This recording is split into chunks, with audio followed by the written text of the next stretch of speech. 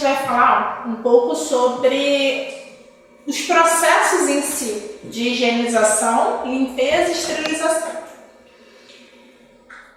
Tendo em vista tudo que a gente viu até agora de exposição, de utilização de equipamento de proteção, a gente agora vai falar dos processos mais a miúde de cada parte do hospital, né? Cada um dos processos que devem ser realizados e de que forma a gente acaba ficando exposto dentro desses processos de limpeza e higienização. Primeira coisa que a gente vai falar é a questão da higienização do ambiente. O ambiente hospitalar, como a gente já falou em alguns momentos, ele é potencialmente contaminado. Então a gente tem que entender que esse ambiente ele não pode ser um ambiente limpo de qualquer forma, limpo da forma como a gente tenta limpar nossa casa, por mais que nossa casa seja extremamente limpa. Ele precisa de cuidados diferenciados, de cuidados no momento da sua higiene. Então, inicialmente, a gente já começa pensando que a forma de higienizar um hospital é diferente do que a forma como a gente higieniza a nossa casa, tá? A higienização do ambiente hospitalar, ela geralmente é dividida em dois itens, em dois momentos.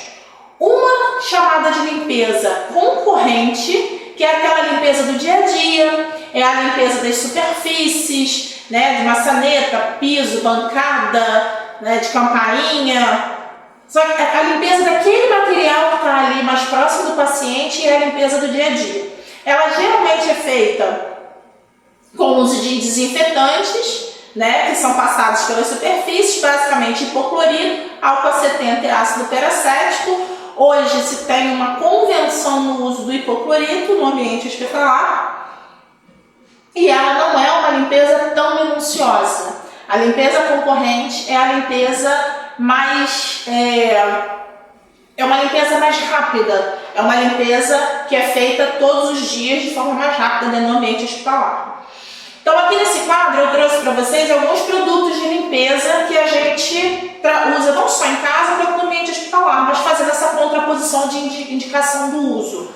A água ela só vai ser utilizada no hospital na técnica de varredura úmida. Ou seja, a gente não utiliza vassouras dentro do hospital. O que a gente utiliza? Pano úmido que vai ser passado no chão na tentativa de retirar, então, partículas de poeira. A gente não faz a utilização de vassouras no hospital porque senão essas partículas de poeira elas ficam em suspensão e elas podem, então, contaminar outras superfícies. Então a água ela vai ser utilizada para varredura úmida, na retirada de pó, onde eu tenho um pano úmido que vai ser colocado num rodo, por exemplo, e ele vai ser então passado no chão para retirar o pó. A água e sabão detergente é para remoção de sujidades. Então, por exemplo, se eu tenho um centro cirúrgico onde eu tenho respingo de sangue, aí se utiliza então água e sabão. Com a fricção do sabão ou detergente sobre a superfície, enxaguar e secar. O álcool 70, ele é utilizado para desinfecção de equipamentos e superfícies. Então, geralmente, com a fricção do álcool 70 sobre os equipamentos, aí a gente pensa incubadora, bomba infusora, nos monitores. Então, todos esses equipamentos, eles são limpos, ocorre a limpeza, a desinfecção desses equipamentos com álcool 70 e um pano e fricção sobre esse pano, sobre esse material. E esse material então ele vai secar conforme o tempo necessário para que o álcool evapore. Não é necessário nenhum processo de secagem para esse material. Com os compostos fenólicos, geralmente também desinfecção de equipamentos e superfícies a gente vê menos. E aí, geralmente, após a limpeza, que é feita com água e sabão, ocorre a imersão ou fricção, deve-se enxaguar e secar esse material. Os compostos quaternários de amônio também são utilizados para a desinfecção de superfícies, de equipamentos e superfícies, também necessitam de limpeza prévia, imersão, fricção e enxágue e secagem logo após o seu uso. Os compostos que liberam clorativo, e aí a gente tem o hipoclorito, que é o mais utilizado hoje em dia. Desinfecção de superfícies não metálicas, pois ele é extremamente corrosivo para superfícies metálicas, superfície com matéria orgânica. O hipoclorito, ele facilita a degradação da matéria orgânica. Então, se eu tenho, por exemplo, um maquinário, um instrumental vindo do centro cirúrgico, né, os ferros que saem do centro cirúrgico, eles podem ser colocados em hipoclorito, se não houver um sabãozinho encrostante, porque os ferros não, desculpa, o instrumental que não seja metálico, ele pode ser colocado em hipoclorito para que ele então solte a matéria orgânica e aí neste momento ele fique limpo e possa passar pelo processo então de esterilização novamente, de reprocessamento. Tá? E os oxidantes, o ácido peracético principalmente, eles servem para desinfecção de superfícies, porém necessita limpeza prévia, imersão e fricção, enxágue e secagem logo após. Então basicamente o que a gente utiliza? Né? Água e sabão para superfícies, principalmente piso, né? E superfícies que possuam então secreção, que possuam matéria orgânica. O álcool a 70 para equipamentos e superfícies e os liberadores de cloro para também desinfecção de superfícies não metálicas e superfícies com matéria orgânica. Isso é o que mais a gente vê sendo utilizado hoje para limpeza hospitalar. A limpeza terminal é aquela higienização que se faz com um pouco mais de parâmetro dentro do ambiente onde a pessoa está internada. A limpeza terminal é feita principalmente no momento do óbito, no momento da alta ou no momento da transferência do paciente. A limpeza terminal é uma limpeza mais a miúde, é uma limpeza que ela observa mais detalhes dentro daquele local onde o paciente está inserido. É uma limpeza também que é preconizada que seja realizada após términos de cirurgias dentro do centro cirúrgico. Então a limpeza terminal, diferente da limpeza recorrente, né, ela é uma limpeza que esmiuça mais os detalhes daquele ambiente. A limpeza recorrente é aquela limpeza do dia a dia. A terminal, ela é feita quando o paciente tem algum tipo de alta, né, ou em locais que eu preciso que a limpeza ela tenha um alto grau de efetividade. Então a limpeza terminal ela tem que ser realizada por profissionais treinados também, com materiais específicos dependendo do tipo de local aonde você se encontra, do tipo de setor. Então ela é realizada de acordo com uma rotina pré-estabelecida. Então eu tenho que ter isto descrito, ter descrita a técnica de limpeza, o tipo de material que vai ser utilizado e quais são os momentos que isso vai acontecer. Então, habitualmente, uma vez por semana ou quando necessário, quando ocorre a alta do paciente.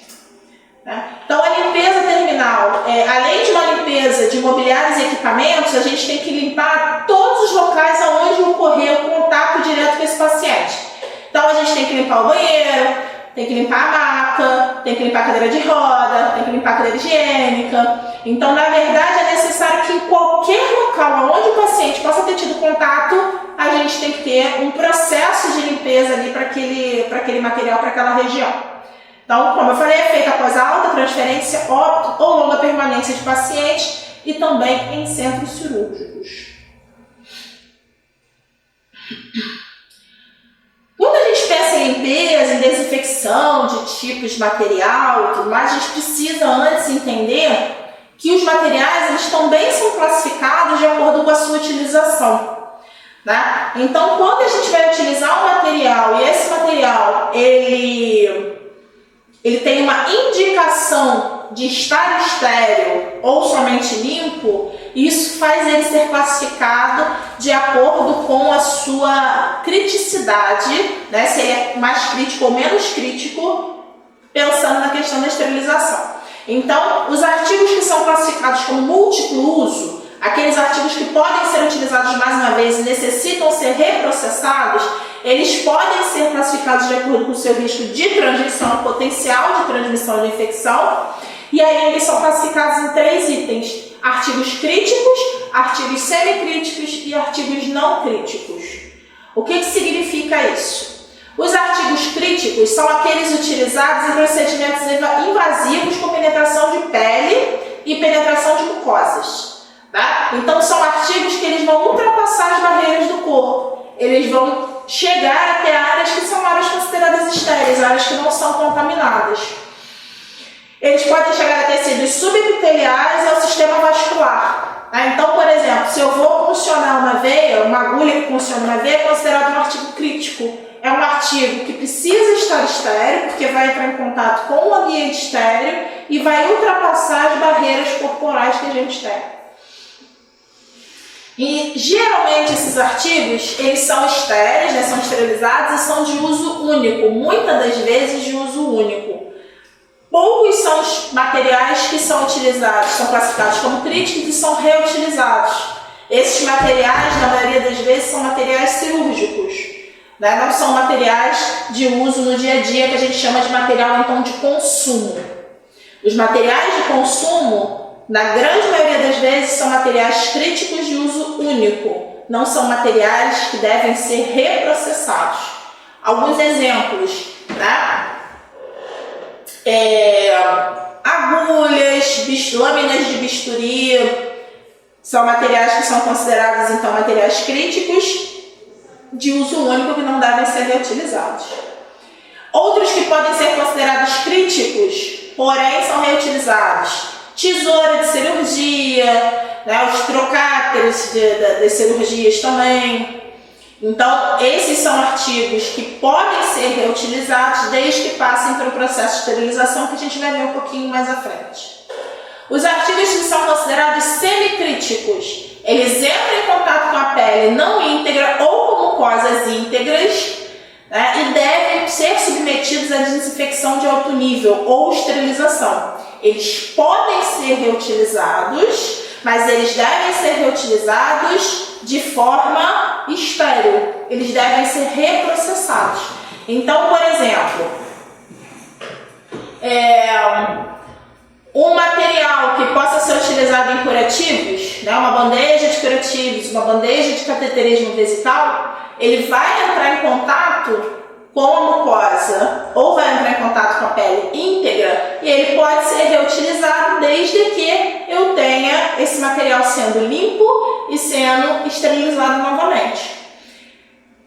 A sonda que vai se realizar o cateterismo vesical, ela é um artigo considerado crítico. Ela vai ser utilizada naquele paciente, após isso ela vai ser jogada fora, ela não pode ser reutilizada. Mas o restante que existe na bandeja, a cuba-rinha, a bandeja, a cuba redonda, esse material ele pode ser limpo, reprocessado, reesterilizado e usado novamente. Então é considerado um artigo semicrítico, porque pode entrar em contato com a pele não íntegra ou com mucosa, e ele não precisa ser descartado, ele pode ser reprocessado. Já os artigos que são considerados não críticos, eles entram em contato com pele íntegra e geralmente não entram em contato direto com o paciente ou com mucosa. Tá? Esses artigos eles só requerem limpeza e o seu uso vai depender do motivo pelo qual ele está sendo indicado ali naquele momento. Tá? E eles podem passar por desinfecção de baixo a médio nível. Por exemplo, se eu estou usando uma comadre é considerada um artigo não crítico, ela não necessariamente precisa ser estéril. Ela precisa ser limpa, ela precisa ser lavada, mas não necessariamente ela precisa estar estéril para um novo uso. Eu posso, por exemplo, utilizar a comadre numa mesma pessoa e a cada procedimento, a cada evacuação, a cada diurese, ela pode ser limpa com sabão e aí depois reutilizada para essa mesma pessoa, por exemplo.